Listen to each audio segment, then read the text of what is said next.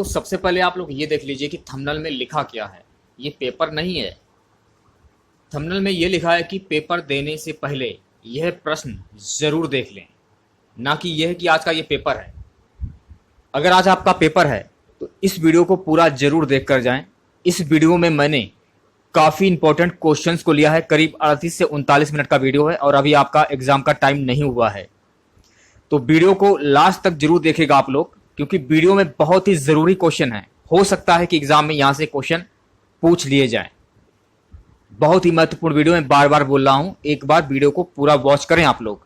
आज आपका एग्जाम है UPIS IFS का 10 अक्टूबर 2021 को।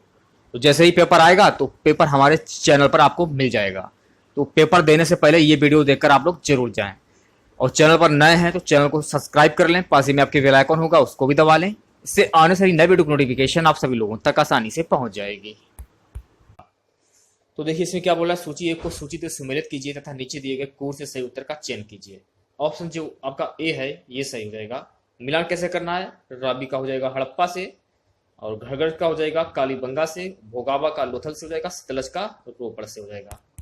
अब इसमें देखिए सूची 1 में और सूची 2 में हड़प्पा संस्कृति की बस्ती किस नदी पर अवस्थित है। हड़प्पा किस नदी पर अवस्थित है, रावी नदी पर अवस्थित है, आपको ध्यान में रखना है। कालीबंगा किस नदी पर अवस्थित है, घाघर नदी पर अवस्थित है। लोथल किस नदी पर अवस्थित है, भोगावा। रोपड़ किस नदी पर अवस्थित है, सतलज। ध्यान में आपको रखने हैं, ठीक है। अगला क्वेश्चन देखिए, निम्नलिखित में से कौन एक तमिल देश के संगम युग का राजवंश नहीं था। आंसर हो जाएगा ऑप्शन सी पल्लव। अब देखिए चोल, चेर तथा पांड्य संगम युग के राजवंश हैं, जबकि पल्लव राजवंश संगम युग का राजवंश नहीं है। तीसरा क्वेश्चन, निम्नलिखित में से कौन तमिल रामायणम या रामावतारम का लेखक था। Option A कंबन। अगला क्वेश्चन देखिए, प्रथम बौद्ध परिषद का संचालन निम्नलिखित में से किस एक ने किया।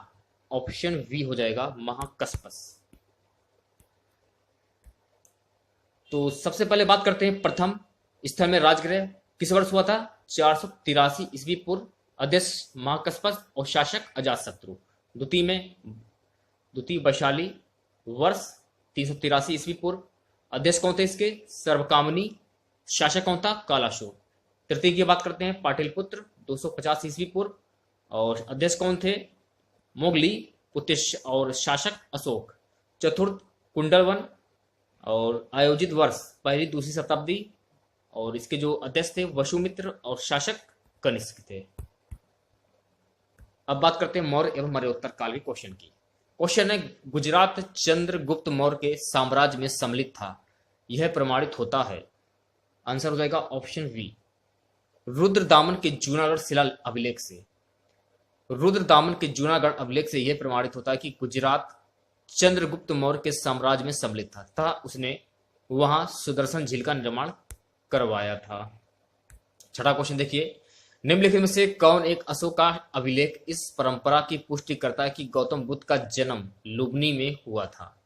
ऑप्शन जो आपका डी है ये सही हो जाएगा, रोमनदेई स्तंभ अभिलेख। तो देखिए रोमनदेई स्तंभ अभिलेख से भगवान बुद्ध के लुबनी में जन्म से संबंधित सूचना मिलती है। यह अशोक का सबसे छोटा स्तंभ अभिलेख है, ये पॉइंट आपको ध्यान रखना है। अब यहां से दिल्ली सल्तनत क्वेश्चन स्टार्ट हो जाते हैं। क्वेश्चन है, आगरा नगर की स्थापना की गई थी किसके द्वारा, सिकंदर लोदी द्वारा। याद कर लीजिए आप लोग। आगरा शहर की स्थापना 1504 में सिकंदर लोदी ने की थी। सबसे पहली बात, आगरा शहर की स्थापना कब हुई थी, आपको ध्यान रखना है 1504 ईस्वी में। और किसने कराई, किसके द्वारा की गई थी, सिकंदर लोदी के द्वारा। सिकंदर लोदी ने आगरा को 1506 में अपनी राजधानी बनवाई, ये आपको ध्यान रखना है। उसने भूमि के मापन के लिए प्रमाणिक पैमाना गंजे सिकंदरी का प्रचलन किया तथा गुल रुखी शीर्षक से फारसी कविताएं भी लिखी। कुछ पॉइंट होते वो आपको ध्यान में रखने हैं, क्योंकि एक क्वेश्चन से काफी क्वेश्चन बन जाते हैं। अगला देखिए, इसमें आपसे बहमनी एवं विजयनगर साम्राज्य क्वेश्चन स्टार्ट हो जाते हैं। क्वेश्चन है, अब्दुल रज्जाक विजयनगर आया था देवराय सेकंड के राज्यकाल में। अब्दुल रज्जाक देवराय सेकंड के समय विजयनगर आया था। यह फारसी राजदूत था। यह विजयनगर के बारे में लिखता है कि यह दुनिया के सबसे भव्य शहरों में से एक है। उसने अपने विवरण में विजयनगर राज्य के व्यापार, उद्योगों तथा बंदरगाहों, कृषि निवासियों के रहन सहन तथा रीति रिवाजों, दरबार नगर व खजाने आदि अनेक बातों का अच्छा वर्णन किया है। उसने लिखा है कि राज के महल में कई तय खाने हैं तथा उनके स्रोत इस बार इस प्रकार भरा हुआ है कि यह ढेर लगता है। अब यहां से स्टार्ट हो जाते हैं आपके मुगल साम्राज्य के क्वेश्चन। क्वेश्चन है, एक डच पर्यटक जिसने जहांगीर के शासन काल का मूल्यवान विवरण दिया वह था फ्रांसिस्को पेलसट। फ्रांसिस्को पेलसट एक डच पर्यटक था जिसने जहांगीर के शासनकाल का मूल्यवान विवरण दिया है। जहांगीर के शासनकाल में captain Hawkins, sir Thomas Roe, William Finch एवं एडवर्ड टेरी जैसे यूरोपीय यात्री आए थे। यह 1620 में जहांगीर के समय भारत यात्रा पर आया था। उसने अपने यात्रा विवरण में तत्कालीन भारतीय नगरों के उद्योग धंधे तथा व्यापारिक क्रियाकलापों, मुख्यतः गरम मसाले तथा नील व्यवसाय का वर्णन किया है। वह 1627 ईस्वी में पुनः लौट आया। अगला क्वेश्चन देखिए, मुगल चित्रकला की आधारशिला रखी थी, किसने रखी थी? ये रखी थी हुमायूं ने। मुगल चित्रकला की नींव हुमायूं ने अपने फारस तथा अफगानिस्तान के प्रभाव के दौरान रखी थी। अब यहां से स्टार्ट हो जाते हैं आपके आधुनिक इतिहास के क्वेश्चन। मुगल साम्राज्य का विघटन एवं यूरोपीय वाणिज्य का प्रारंभ। क्वेश्चन निम्नलिखित में से कौन सा युग्म सही सुमेलित नहीं है? ऑप्शन जो डी है आपका लॉर्ड कॉर्नवालिस मराठा युद्ध। बक्सर का युद्ध कब हुआ था? आपको ध्यान में रखना। तो देखिए, बक्सर का युद्ध 22 अक्टूबर 1764 ईस्वी में हुआ, जिसका सेनापति कौन था? Hector Munro. दो चीजें आपको ध्यान रखनी है, बक्सर का युद्ध और इसका सेनापति कौन था? Hector Munro. और तृतीय आंग्ल मैसूर युद्ध कब हुआ था? 1790 से 1792 तक ये चला था। और कॉर्नवालिस के शासनकाल में चतुर्थ आंग्ल मैसूर युद्ध 1799 ईस्वी में, लॉर्ड वेलेस्ली के शासनकाल में था, लॉर्ड हेस्टिंग के शासनकाल में आंग्ल नेपाल युद्ध तथा चतुर्थ आंग्ल मराठा युद्ध हुआ था। काफी चीजें आपको जानने को मिलती हैं इस क्वेश्चन से। अगला देखिए, यहां से आपके स्टार्ट होता है सामाजिक सांस्कृतिक जागृति निम्न जाति मजदूर से क्वेश्चन। क्वेश्चन है, बाबा रामचंद्र ने किसानों को संगठित किया था अवध में। ये एक महान सन्यासी थे जिनका राष्ट्रीय आंदोलन मुख्यतः किसान आंदोलन में अत्यंत महत्वपूर्ण योगदान रहा था। उनका कार्य क्षेत्र प्रतापगढ़ उत्तर प्रदेश रहा। उन्होंने कृषकों की बेदखली का विरोध किया तथा इस पर नियंत्रण लगवाने में भी सफल रहे। 13वां क्वेश्चन देखिए, अखिल भारतीय किसान सभा का प्रथम अधिवेशन आयोजित कहां पर हुआ था? लखनऊ में हुआ था। सविनय अवज्ञा आंदोलन की समाप्ति के बाद 1936 में लखनऊ में अखिल भारतीय किसान सभा की स्थापना की गई। प्रथम अखिल भारतीय किसान सभा जिसका सम्मेलन 11 अप्रैल 1936 को लखनऊ में किया गया। ये पॉइंट आपको ध्यान में रखना है। और इसकी अध्यक्षता स्वामी सहजानंद सरस्वती ने की, ये भी आपको ध्यान में रखना है। आंध्र प्रदेश किसान आंदोलन के अग्रणी नेता कौन थे? ये भी आपको पता होना जरूरी है। एन.जी. रंगा की किसान सभा का महासचिव नियुक्त किया गया था। अब यहां से स्टार्ट हो जाते हैं आपके प्रमुख संस्थाएं, संधियां, आयोग, अधिनियम। क्वेश्चन है, निम्नलिखित में से किसने महाराष्ट्र में प्रार्थना समाज की स्थापना की थी? आंसर हो जाएगा आत्माराम पांडुरंग ने। 1867 में बंबई में केशव चंद्र सेन के सहयोग से आत्मारंग पांडुरंग ने प्रार्थना समाज की स्थापना की थी। ठीक है, कब की थी? 1867 में। ये आपको पता होना जरूरी है। और कहां पर की थी? बंबई में। परमहंस सभा के नाम से महाराष्ट्र में 1849 में धार्मिक समाज का शुभारंभ हुआ। इसके विघटन के परिणाम स्वरूप 1867 में प्रार्थना समाज का निर्माण हुआ। इसमें महादेव गोविंद रानाडे, एन.जी. चंद्रावरकर तथा आर.जी. भंडारकर की सहभागिता थी। 15वां क्वेश्चन देखिए, निम्नलिखित में से किस गवर्नर जनरल ने भारत में दास प्रथा को समाप्त किया था? ऑप्शन जो आपका बी है, लॉर्ड एलन बरो ने। लॉर्ड एलन बरो ने भारत में दास प्रथा को समाप्त किया। इसने 1847 के के दौरान इस दास प्रथा पर रोक लगाई। एलन बरो भारत में 1842 से 44 तक गवर्नर रहे तथा आंग्ल अफगान युद्ध में भी इनके शासनकाल में समाप्त हुआ। नेक्स्ट क्वेश्चन देखिए, भारत में थियोसोफिकल सोसाइटी की सफलता मुख्यतः थी एनी बेसेंट के कारण। भारत में थियोसोफिकल सोसाइटी की सफलता का श्रेय एनी बेसेंट को है। अडयार थियोसोफिकल सोसाइटी का अंतरराष्ट्रीय कार्यालय था। बढ़ते हैं अगले क्वेश्चन की ओर। इंडिपेंडेंट लिंक की स्थापना किसने की थी? रास बिहारी बोस ने। 20वीं सदी के क्रांतिकारियों में रास बिहारी बोस का अत्यधिक महत्वपूर्ण स्थान है। इनका जन्म 1886 में हुआ था। 12 ईस्वी को दिल्ली में वायसराय होर्डिंग पर बम फेंकने की घटना में मुख्य अभियुक्त थे, किंतु किसी प्रकार बच निकले। उन्होंने बैंकॉक में इंडियन इंडिपेंडेंट लिंक की स्थापना की थी। इन्होंने विश्व युद्ध के दौरान जापान द्वारा बंदी बनाए गए भारतीय सैनिकों को मिलाकर आजाद हिंद फौज का गठन किया तथा उसका नेतृत्व बाद में सुभाष चंद्र बोस को सौंप दिया। 1945 में जापान में इनकी मृत्यु हो गई। अगला क्वेश्चन, यहां से आपके स्टार्ट हो जाते हैं स्वतंत्रता संग्राम एवं राष्ट्रीय आंदोलन। क्वेश्चन है, भारतीय राष्ट्रीय आंदोलन में संबंधित निम्नलिखित घटनाओं को कालानुक्रम में व्यवस्थित करें तथा नीचे दिए गए कोड से सही उत्तर का चयन करें। अब देखिए आंसर आपका जो ऑप्शन बी है ये सही हो जाएगा। अब देखिए रॉलेट एक्ट अधिनियम ये कब लागू हुआ था? 18 मार्च 1919 में। रॉलेट सत्याग्रह 30 मार्च 1919 को। जालियांवाला बाग हत्याकांड ये कब हुआ था? 13 अप्रैल 1919 को। भारतीय राष्ट्रीय कांग्रेस का अमृतसर अधिवेशन कब हुआ था? 26 से 30 दिसंबर 1919 में। नेक्स्ट क्वेश्चन देखिए, भारतीय राष्ट्रीय आंदोलन से संबंधित निम्नलिखित घटनाओं को कालानुक्रम में व्यवस्थित कीजिए तथा नीचे दिए गए कोड से सही उत्तर का चयन कीजिए। ऑप्शन जो आपका ए है ये सही हो जाएगा। 12 मार्च 1930 को महात्मा गांधी ने दांडी मार्च प्रारंभ किया। आपको ध्यान में रखना है कि दांडी मार्च कब प्रारंभ किया गया था? 12 मार्च 1930 को। किसके द्वारा? महात्मा गांधी के द्वारा। और गांधी इरविन समझौता कब हुआ था? 5 मार्च 1931 को। ये भी आपको ध्यान में रखना है। सांप्रदायिक निर्णय 18 अगस्त 1932 में घोषित तथा पूना समझौता कब हुआ था? 26 सितंबर 1932 को। तो इतनी चीजें आपको ध्यान में रखनी है, याद कर लीजिए आप लोग। अगला क्वेश्चन, निम्नलिखित में से किसने रविन्द्रनाथ टैगोर को महान प्रहरी कहा था? यह कहा था महात्मा गांधी ने। महात्मा गांधी ने रविन्द्रनाथ टैगोर को महान प्रहरी कहा था। अगला क्वेश्चन, हिंदुस्तान रिपब्लिकन संगठन की स्थापना की गई थी कानपुर में। अब देखिए हिंदुस्तान रिपब्लिकन संगठन की स्थापना किसके द्वारा की गई ये भी पूछा जा सकता है। तो सचिंदर सयाल के द्वारा। कब? 1924 ईस्वी में। हिंदुस्तान रिपब्लिक एसोसिएशन की स्थापना कानपुर में की गई। भगत सिंह ने 1928 ईस्वी में इसका नाम बदलकर हिंदुस्तान सोशलिस्ट रिपब्लिक एसोसिएशन रख दिया। ये आपको ध्यान रखना है, ठीक है। अगला क्वेश्चन देखिए, निम्नलिखित वक्तव्यों पर विचार कीजिए। कथन ए में क्या बोल रहा है? महात्मा गांधी द्वारा 1922 में असहयोग आंदोलन स्थगित कर दिया गया। कारण आर में इस स्थगन का CR दास एवं मोतीलाल नेहरू द्वारा विरोध किया गया। नीचे दिए गए कुर्सी से उत्तर का चयन कीजिए। ऑप्शन जो आपका बी है ये सही हो जाएगा। ए और आर दोनों सही है, परंतु आर ए की सही व्याख्या नहीं है। कांग्रेस के बारदौरी सम्मेलन 1922 में महात्मा गांधी द्वारा असहयोग आंदोलन स्थगित कर दिया गया, जिसका CR दास द्वारा तथा मोतीलाल नेहरू द्वारा विरोध किया गया। अब यहां से स्टार्ट हो जाते हैं आपके भारत का भूगोल के क्वेश्चन। भौतिक संरचना, अफवाह तंत्र और मानव भूगोल।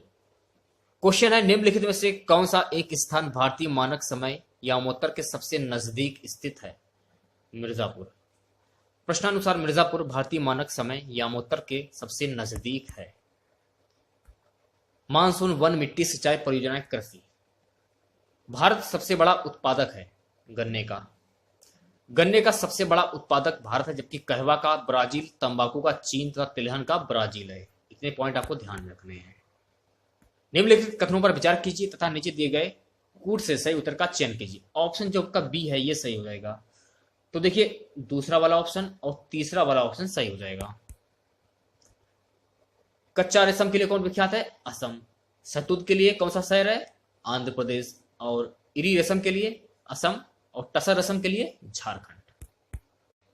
अगला क्वेश्चन, भारत में मिल निर्मित कपड़े का सर्वाधिक उत्पादन प्राप्त होता है गुजरात में। अब यहां से खनिज शक्ति संसाधन एवं उद्योग व व्यापार के क्वेश्चन स्टार्ट हो जाते हैं। सूची 1 को सूची 2 से सम्मिलित कीजिए तथा नीचे दिए गए कूट से सही उत्तर का चयन कीजिए। ऑप्शन सी जो आपका है ये सही हो जाएगा। मिलान कैसे करना ये मैं आपको बताता हूं। उड़ीसा का मिलान हो जाएगा बादाम पहाड़ से, और छत्तीसगढ़ का मिलान हो जाएगा डल्ली राजहरा से, और कर्नाटक का मिलान हो जाएगा केंद्रुमुख से, झारखंड का मिलान नोवा मुंडी से। तो इस प्रकार से आप मिलान कर सकते हैं। अब देखिए लौह अयस्क क्षेत्र और राज्य। बादाम पहाड़ के लिए कौन सा राज्य प्रसिद्ध है? उड़ीसा। डल्ली राजहरा के लिए कौन सा राज्य प्रसिद्ध है? छत्तीसगढ़। और केंद्रमुख के लिए कौन सा राज्य प्रसिद्ध है? कर्नाटक। नोवा मुंडी के लिए झारखंड। अब यहां से आपके परिवहन के क्वेश्चन स्टार्ट हो जाते हैं। निम्नलिखित में से कौन सा एक आंध्र प्रदेश का बंदरगाह नगर है? ऑप्शन जो आपका ए है काकीनाडा, ये सही हो जाएगा। काकीनाडा आंध्र प्रदेश का बंदरगाह नगर है। अगला क्वेश्चन, राष्ट्रीय राजमार्ग संख्या 4 नहीं गुजरता है आंध्र प्रदेश से। राष्ट्रीय राजमार्ग संख्या 4 महाराष्ट्र मुंबई से कर्नाटक होते हुए तमिलनाडु चेन्नई जाता है। अब यहां से देखते हैं विश्व का भूगोल, स्थल मंडल के क्वेश्चन देखेंगे। क्वेश्चन है प्रधान यामोत्तर नहीं गुजरती है, आंसर हो जाएगा नाइजर में। प्रधान यामोत्तर नाइजर से नहीं गुजरती है, जबकि यह लंदन, फ्रांस, स्पेन, अल्जीरिया, घाना, माली और बुर्किना फासो से गुजरती है। नेक्स्ट क्वेश्चन देखिए, निम्नलिखित में से कौन एक अफ्रीका स्थलावृत देश है? आंसर हो जाएगा ऑप्शन बी चार्ट। स्थलबद्ध देश वे देश होते हैं जिनकी अंतरराष्ट्रीय सीमाएं समुद्र से नहीं मिलती हैं। विश्व के कुछ स्थलबद्ध देश निम्न हैं: Afghanistan, Australia, Bhutan, Laos, Luxembourg, Mali, Nepal, Serbia, Uganda, Zambia, Mongolia, Vatican City और चाड और बुरुंडी। अगला क्वेश्चन, दक्षिण अमेरिका का सबसे घना बसा देश कौन सा है? इक्वाडोर।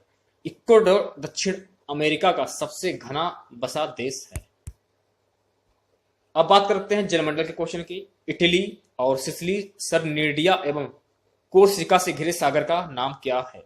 आंसर हो जाएगा टेरहेनियर सागर। इटली, सिसिली, सरडिनिया एवं कोर्सिका से घिरा हुआ सागर टेरहेनियर सागर है। अगला क्वेश्चन देखिए, आर्थिक भूगोल का क्वेश्चन। विश्व के खनिज तेल का सबसे बड़ा भंडार है वेनेजुएला में। कच्चा तेल संचित भंडार शीर्ष 5 देश 2011 से अंत तक। वेनेजुएला की बात करते हैं 46.5, सऊदी अरब 36.5, कनाडा 28.0, ईरान 21.6, इराक 20.2। अगला क्वेश्चन, पोत भार टनमान की दृष्टि से विश्व का व्यस्तम बंदरगाह कौन सा है? संघाई। पोत भार टनमान की दृष्टि से विश्व के 4 शीर्ष बंदरगाह क्रमशः इस प्रकार हैं। नंबर 1 पे शंघाई चीन, 2 पे सिंगापुर और तीसरे पे है तियानार्जन चीन और चौथे पे है रोटरडम नीदरलैंड। 36वां क्वेश्चन, मौद्रिक मूल्य की दृष्टि से विश्व का सबसे बड़ा जहाज निर्माता कौन सा है? दक्षिण कोरिया। मौद्रिक मूल्य की दृष्टि से विश्व का सबसे बड़ा जहाज निर्माता देश दक्षिण कोरिया है। अब यहां से जनसंख्या एवं नगरीकरण के क्वेश्चन स्टार्ट हो जाते हैं। निम्नलिखित सर्वाधिक यौन अनुपात 2011 जनगणना के अंतरिम आंकड़ों के अनुसार वाले राज्यों केंद्र शासित क्षेत्रों का अवरोही क्रम में कौन सा सही अनुक्रम है? ऑप्शन जो आपका ए है केरल, पुडुचेरी, तमिलनाडु, आंध्र प्रदेश। 2011 की जनगणना के अंतिम आंकड़ों के अनुसार राज्य केंद्र शासित क्षेत्रों का अवरोही क्रम इस प्रकार है: केरल 1084, पांडुचेरी 1037, तमिलनाडु 996 और आंध्र प्रदेश 993।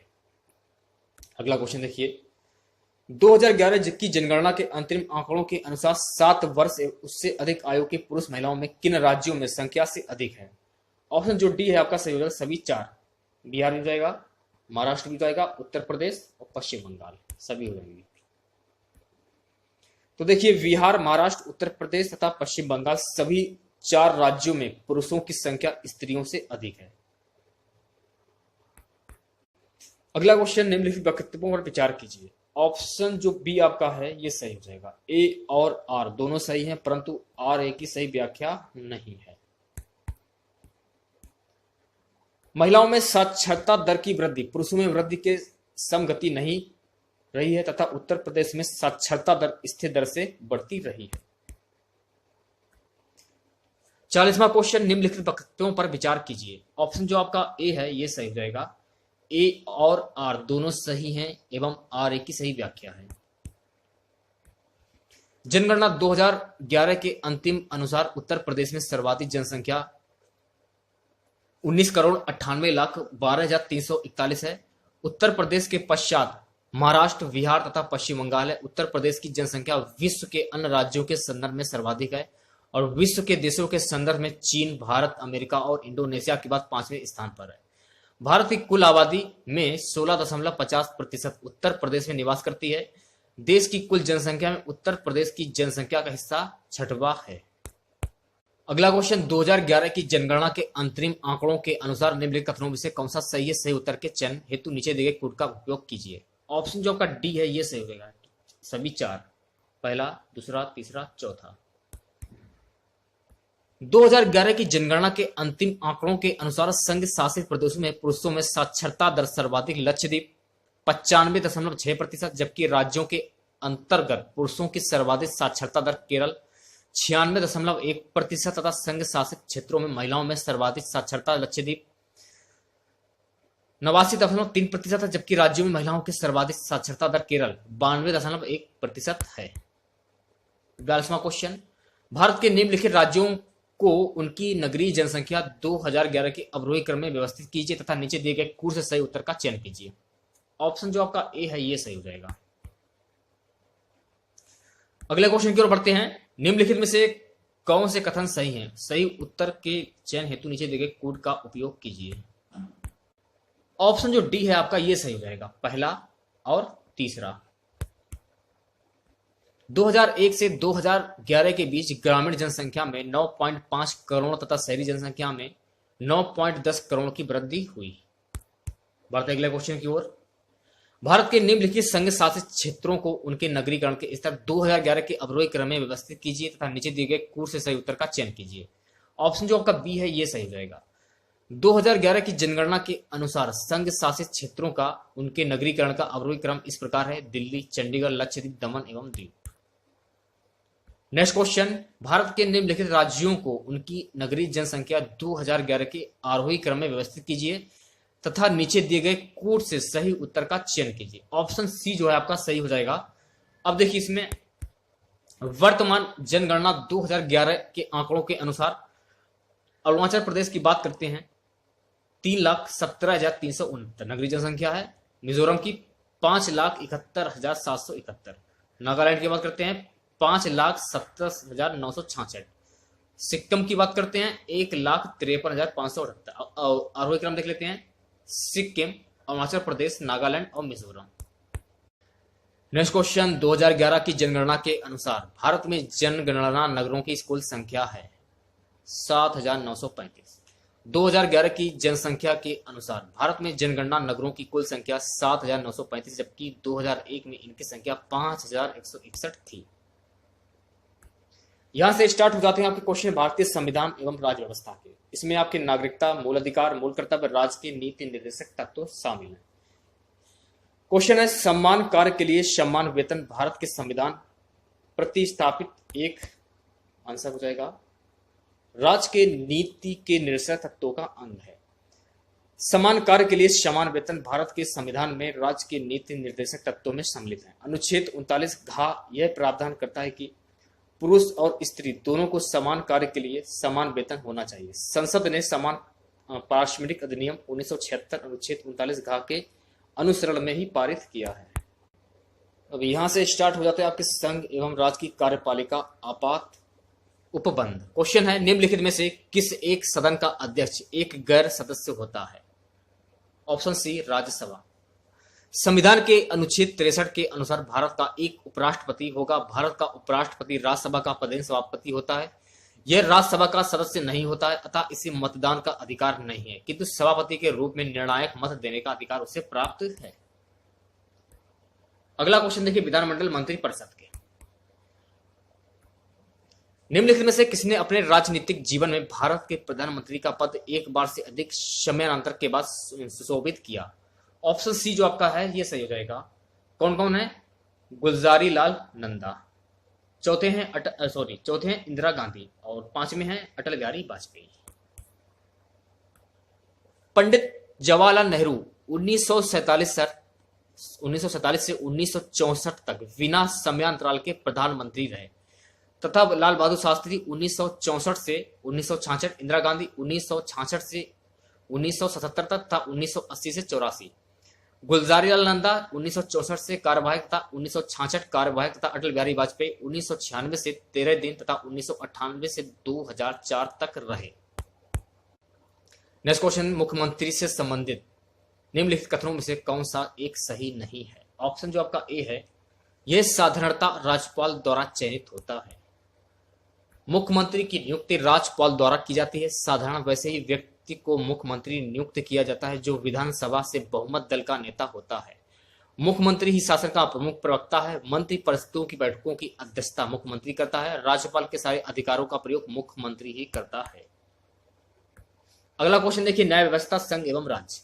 भारत में संविधान की मूल संरचना बुनियादी ढांचा के सिद्धांत का स्रोत है। ऑप्शन जो आपका बी है, न्यायिक व्याख्या।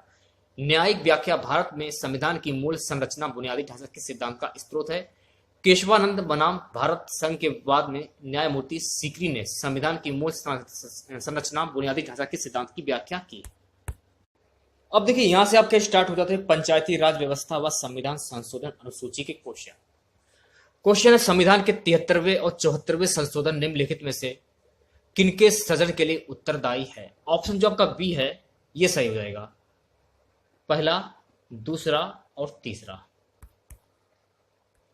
संविधान के 73वें और 74वें संविधान संशोधन अधिनियम 1992 द्वारा राज्य निर्वाचन आयोग को अपसंवैधानिक मान्यता प्रदान की गई। पंचायतों के लिए वित्त का प्रावधान, कई जिला एवं नियोक्ता समिति का प्रावधान भी इसी संशोधन में किया गया। राज्य वित्त आयोग के अध्यक्ष की नियुक्ति राज्यपाल करता है। यहां से आपके स्टार्ट हो जाते हैं अर्थव्यवस्था के क्वेश्चन। विकासशील एवं विकसित अर्थव्यवस्था। वीडियो अच्छा लगे तो वीडियो को लाइक जरूर करें आप लोग। क्वेश्चन है, वैश्वीकरण के संबंध में निम्नलिखित कथनों में कौन एक सही नहीं है। ऑप्शन जो का डी है ये सही होगा। इसने भारत में छोटे उद्यमियों में आशावाद का एक बोध पैदा किया है। वैश्वीकरण ने भारत में छोटे उद्यमियों में आशावाद बोध के बजाय उनके अस्तित्व पर खतरा उत्पन्न किया है। गरीबी एवं बेरोजगारी। क्वेश्चन है, निम्नलिखित में कौन सा कार्यक्रम ग्रामीण भारत में गरीबी दूर करने हेतु था। उपयुक्त सभी।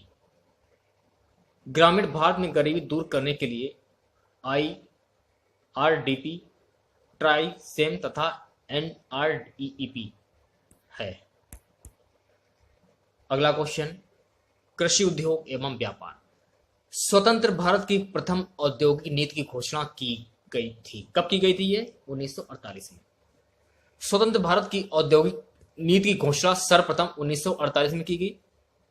इस औद्योगिक नीति में सार्वजनिक तथा निजी क्षेत्र दोनों के ही महत्व को स्वीकार किया गया, परंतु मूल उद्योगों के विकास का दायित्व सार्वजनिक क्षेत्र को सौंपा गया। अगला क्वेश्चन, मौसम आधारित फसल बीमा योजना सर्वप्रथम लागू की गई थी। ऑप्शन ए, हरियाणा में। 57वां क्वेश्चन देखिए, निम्नलिखित में से कौन सा कृषि उत्पाद अपने निर्यात से देश के लिए सर्वाधिक विदेशी मुद्रा प्राप्त करता है। बासमती चावल। भारत को बासमती चावल के निर्यात से सर्वाधिक विदेशी मुद्रा प्राप्त होती है। यहां से आपके साइंस के क्वेश्चन स्टार्ट हो जाते हैं। पहला क्वेश्चन आपका भौतिक विज्ञान का है, स्वचालित इंजनों हेतु निम्नलिखित में से कौन सा एक हिमन रोधी के तौर पर प्रयुक्त होता है। ऑप्शन जो आपका बी है, इथिलीन ग्लाइकॉन। स्वचालित इंजनों द्वारा इथिलीन ग्लाइकॉन का प्रयोग हिमन रोधी के तौर पर होता है। इसका प्रयोग रिएक्टर में किया जाता है। ये ठंडे देशों में हिमांक कम कर देता है। अगला क्वेश्चन आपका रसायन विज्ञान का है, निम्नलिखित में से एक को हास्य गैस कहा जाता है। ऑप्शन सी जो आपका है, नाइट्रस ऑक्साइड। नाइट्रस ऑक्साइड को हास्य गैस कहते हैं और इनकी खोज सर पिस्टले ने की थी। इसका साल चिकित्सा आदि में प्रयोग किया जाता है। अगला क्वेश्चन, बुलेट प्रूफ पदार्थ बनाने के लिए निम्नलिखित में से कौन सा बहुलक प्रयुक्त होता है। ऑप्शन बी जो आपका है ये सही हो जाएगा। तो देखिए, बुलेट प्रूफ पदार्थ बनाने के लिए पॉली का कार्बोनेट प्रयुक्त होता है। पॉलीविनाइल क्लोराइड से फिल्म, पतली चादरें और बरसाती तथा मोटे कवर बनते हैं, जबकि पॉलीएथिलीन से तार का आवरण बनता है। वनस्पति विज्ञान। निम्नलिखित पादपों में किसका संग्रह अंग तना नहीं है। ऑप्शन जो डी है आपका सही जगह, शकरकंद का।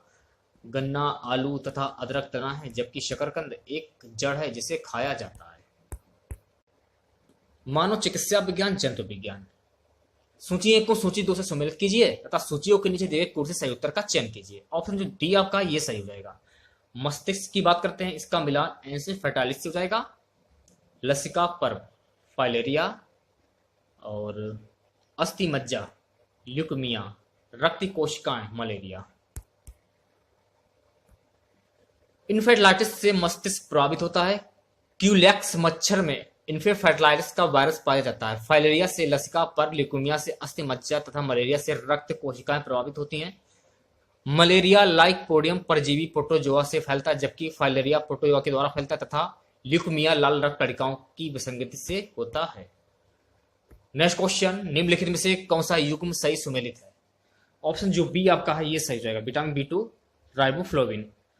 विटामिन V1 का रासायनिक नाम जो होता है वो थायमिन होता है, आपको ये ध्यान में रखना है। और इसकी कमी से कौन सा रोग होता है? बेरी रोग होता है। विटामिन B2 को राइबोफ्लोविन, विटामिन B6 को पायरिडॉक्सिन तथा विटामिन सी को एस्कॉर्बिक एसिड कहते हैं। इतनी बातें आपको ध्यान में रखनी है।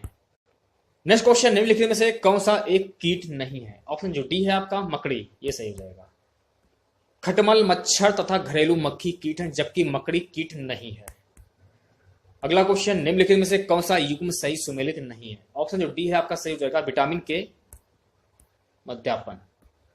विटामिन के की कमी से रक्त का थक्का नहीं जमता है। थायमिन से बेरी रोग, विटामिन डी की कमी से सूखा रोग तथा विटामिन न्यासी की कमी से पलागा रोग होता है। इतनी बातें आपको ध्यान में रखनी है। अगला क्वेश्चन, परिरक्ति एवं व्यास के केंद्र मानव मस्तिष्क के निम्नलिखित में से किस भाग में अवस्थित हैं? ऑप्शन जो बी है आपका हाइपोथैलेमस में, ये सही रहेगा। परितृप्ति एवं व्यास के केंद्र मानव मस्तिष्क के हाइपोथैलेमस भाग में अवस्थित है। हाइपोथैलेमस अंतःस्रावी ग्रंथियों से स्रावित हार्मोन्स का नियंत्रण करते हैं। अंग्र मस्तिष्क सेरिब्रम व डाइनसिफेलॉन से बटा है। सेरिब्रम चेतना शक्ति, बुद्धिमत्ता तथा स्मरण शक्ति का केंद्र है। अगला क्वेश्चन, निम्नलिखित में से कौन सा एक प्राइमेट आधुनिक मानव का निकटतम संबंधी है? ऑप्शन जो डी है आपका ये सही हो जाएगा। आर्यच कारक का नाम संबंधित एक प्रकार है बंदर से। 1940 ईस्वी में लैंड स्टीनर और विनर ने रुधिर में एक अन्य प्रकार के एंटीजन का पता लगाया। इन्होंने रीसस बंदर में इस तत्व का पता लगा, इसलिए इसे आरएस फैक्टर कहते हैं। जिन व्यक्तियों के रक्त में यह तत्व पाया जाता है उनका आरएस पॉजिटिव कहलाता है तथा जिनमें नहीं पाया जाता है उनका रक्त निगेटिव कहलाता है। कृषि, पशुपालन एवं डेयरी। गेहूं में रोटी बनाने के गुणों को प्रभावित करने वाला पदार्थ है ग्लूटीन। गेहूं से आटा बनाने के अणु को प्रभावित करने वाला पदार्थ ग्लूटीन है। फल तथा सब्जियों में मोम के घोल का उपयोग किया जाता है उनका भंडारण काल बढ़ाने के लिए। फल तथा सब्जियों में मोम के घोल का उपयोग उनका भंडारण काल बढ़ाने के लिए किया जाता है। अगला क्वेश्चन, पेगिंग एक लाभकारी प्रक्रिया है मूंगफली में। पेगिंग मूंगफली के लिए एक लाभकारी प्रक्रिया है। कंप्यूटर का क्वेश्चन यहां से देखिए। कंप्यूटर में शब्द की लंबाई नापी जाती है बिट्स से। कंप्यूटर का हिंदी नाम संगणक है। चार्ल्स बेबेज कंप्यूटर का पितामह कहा जाता है। आधुनिक कंप्यूटर की खोज सर्वप्रथम 1946 में हुई। एक कंप्यूटर की स्मृति सामान्य तौर से किलोबाइट तथा मेगाबाइट के रूप में व्यक्त की जाती है। एक बाइट 8 द्विआधारी अंकों का बना होता है। कंप्यूटर में शब्दों की लंबाई बिट्स से मापी जाती है। अगला क्वेश्चन, निम्नलिखित में से कौन एक नवीनतम पदार्थ है जो कंप्यूटर चिप के उत्पादन में प्रयुक्त हो रहा है? Option D silicon. कंप्यूटर के उपयोग आने वाली integrated chips IC chips silicon की बनी होती है। जेएस किल्वी ने 1958 में एक छोटे से चिप के रूप में संपूर्ण इंटीग्रेटेड सर्किट बनाया जिसे आईसी चिप कहा जाता है। यह एक अर्धचालक होता है। अगला क्वेश्चन, कंप्यूटर में प्रयुक्त माउस की बॉडी लगभग 40 वर्ष पूर्व बनाई गई थी। उस समय यह बना था लकड़ी का। कंप्यूटर में प्रयुक्त माउस की बॉडी लगभग 40 वर्ष पूर्व बनाई गई थी। उस समय यह लकड़ी से बना था। इसकी सहायता से स्क्रीन पर कंप्यूटर के विभिन्न प्रोग्रामों को ऐसे के माध्यम से संचालित किया जाता है। अगला क्वेश्चन, भारतीय दलहन शोध संस्थान अवस्थित है। ऑप्शन सी कानपुर में। भारतीय दलहन शोध संस्थान ये कानपुर में है। अगला क्वेश्चन, राष्ट्रीय कृषि अनुसंधान प्रबंधन अकादमी अवस्थित है। कहां पर अवस्थित है? ये हैदराबाद में। हैदराबाद में राष्ट्रीय कृषि अनुसंधान प्रबंधन अकादमी अवस्थित है। यदि आप लोगों को वीडियो अच्छा लगे तो लाइक करें, शेयर करें। चैनल पर पहली बार विजिट कर रहे हैं तो चैनल को सब्सक्राइब करना ना भूलें। क्वेश्चन है पर्यावरण एवं पारिस्थितिकी का। निम्नलिखित वृक्षों में कौन पारिस्थितिकी मित्र नहीं है? ऑप्शन जो बी है आपका यूकेलिप्टस। यूकेलिप्टस को पारिस्थितिकी का शत्रु कहा जाता है क्योंकि यह मृदा से पानी अधिक मात्रा में सोख लेता है। अनुमानतः यह एक दिन में लगभग 8 लीटर पानी सोखता है। निम्नलिखित वक्तव्यों पर विचार कीजिए। ऑप्शन जो आपका ए है ये सही रहेगा। ए और आर दोनों सही हैं एवं आर की सही व्याख्या है। ओजोन परत पृथ्वी को उच्च ऊर्जा विकिरण से संरक्षित करती है तथा ओजोन जैविक जीवन के लिए आवश्यक है। ओजोन मंडल धरातल से 32 किलोमीटर से 60 किलोमीटर के मध्य है। अगला क्वेश्चन, भारत का सबसे बड़ा चीता आवास है आंध्र प्रदेश में। भारत में सबसे बड़ा चीता आवास आंध्र प्रदेश तेलंगाना नागार्जुन सागर श्रीशैल टाइगर रिजर्व है। भारत में जैव भौगोलिक मंडलों की कुल संख्या कितनी है? इस क्वेश्चन का आंसर आपको कमेंट बॉक्स में बताना है। जीव मंडल प्रशिक्षण संकल्पना के उद्देश्यों को प्राप्त करने के लिए भारतीय संसद ने विधान द्वारा जैव मंडल आरक्षित क्षेत्र स्थापित किए। ऐसा पहला जैव मंडल आरक्षित क्षेत्र भारत में यूनेस्को के सहयोग से 1948 में नीलगिरी क्षेत्र में स्थापित किया गया। अब तक देश में कुल 18 जैव मंडल आरक्षित क्षेत्र घोषित किए जा चुके हैं। अब प्रेजेंट टाइम में कितने हैं? जिनमें से 4 को यूनेस्को जैव मंडलीय आरक्षित क्षेत्र के विश्व नेटवर्क पर मान्यता प्रदान की जा चुकी है। भारतीय संसद द्वारा जैव विविधता अधिनियम पारित किया गया दिसंबर 2002 में। भारतीय संसद द्वारा जैव विविधता अधिनियम 11 दिसंबर 2002 में पारित किया गया। यहां से आपके क्वेश्चन प्रादेशिक सामान्य ज्ञान के स्टार्ट हो जाते हैं। बुक्सा बिजनौर, भेटिया गढ़वाल, बुक्सा बिजनौर थारू, कुशीनगर नैनीताल। अगला क्वेश्चन कर्मा लोक नृत्य है सोनभद्र का। कर्मा लोक नृत्य खरवार आदिवासी लोगों द्वारा किया जाता है। इसका क्षेत्र सोनभद्र मिर्जापुर है, जबकि राई नृत्य बुंदेलखंड की महिलाओं द्वारा किया जाता है। यहाँ की महिलाएं इस नृत्य को विशेषकर श्री कृष्ण जन्माष्टमी के अवसर पर करती हैं। अगला क्वेश्चन, उत्तर प्रदेश में बौद्ध और जैन दोनों का प्रसिद्ध तीर्थ है। ऑप्शन सी कौशाम्बी में। उत्तर प्रदेश में बौद्ध तथा जैन दोनों का पवित्र तीर्थ स्थल कौशाम्बी है। महाजनपद काल में यह वत्स जनपद की राजधानी थी। उद्यान वास्तवता की दंत कथा यहीं से संबंधित थी। नेक्स्ट क्वेश्चन, उत्तर प्रदेश जनहित गारंटी अधिनियम 2011 प्रावधान करता है लोगों की प्रतिदिन की आवश्यकताओं से संबंधित सेवाओं की उपलब्धि। ऑप्शन जो डी आपका है सभी 4, ये सही हो जाएगा। उत्तर प्रदेश जनहित गारंटी अधिनियम 2011 में 13 सेवाओं को चिन्हित किया गया है।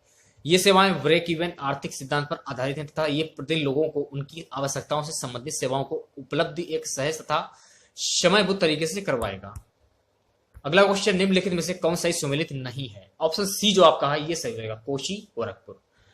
तो देखिए गोरखपुर राप्ती नदी, वाराणसी गंगा नदी, सुल्तानपुर गोमती नदी तथा अयोध्या सरयू नदी के किनारे है। इतनी चीजें आप ध्यान में याद कर लीजिए आप लोग, एक क्वेश्चन पूछ लिया जाएगा। अगला क्वेश्चन, वर्तमान में लखनऊ में निम्नलिखित में से कौन कौन से हैं? सभी 4, जल संस्थान, नगर निगम विकास प्राधिकरण, जल नगरीय विकास अभिकरण। लखनऊ में नगर निगम, जल संस्थान, विकास प्राधिकरण तथा जिला नगरीय विकास अधिकरण है। अगला क्वेश्चन, सूची 1 को सूची 2 से सम्मिलित कीजिए तथा नीचे दिए कूड़े सही उत्तर का चयन कीजिए। ऑप्शन जो आपका ए है ये सही रहेगा। मिलान कैसे करना है? इलाहाबाद का मिलान हो जाएगा माघ मेला से, वृंदावन का झूला मेला से, और बटकेश्वर का मेला पशु मेला से, बाराबंकी का देवा मेला से। तो इस प्रकार से मिलान कर सकते हैं आप लोग। अब देखिए घटना और स्थान, माघ मेला कहां लगता है? ये इलाहाबाद में लगता है। झूला मेला कहां लगता है? वृंदावन लगता है। पशु मेला कहां लगता है? बटकेश्वर में लगता है। और देव मेला बाराबंकी में लगता है। इतनी चीजें आप याद कर लीजिए, ठीक है। उत्तर प्रदेश में प्रथम बायोटेक पार्क स्थापित किया गया है, ये लखनऊ में स्थापित किया गया है। यदि आपको इसका पीडीएफ चाहिए तो कमेंट बॉक्स करके कमेंट बॉक्स में जरूर बताएं आप लोग कि आपको इसका पीडीएफ चाहिए या नहीं चाहिए। लखनऊ में बायोटेक पार्क स्थापित किया गया है। ये ऑर्गेनिक वाइटो फर्टिलाइजर्स एंटीबायोटिक के वृहत उत्पादन में योगदान प्रदान करेगा। अगला क्वेश्चन, उत्तर प्रदेश में क्रियान्वित की जा रही निम्नलिखित योजनाओं में कौन सा एक केंद्रीय सरकार की योजना नहीं है?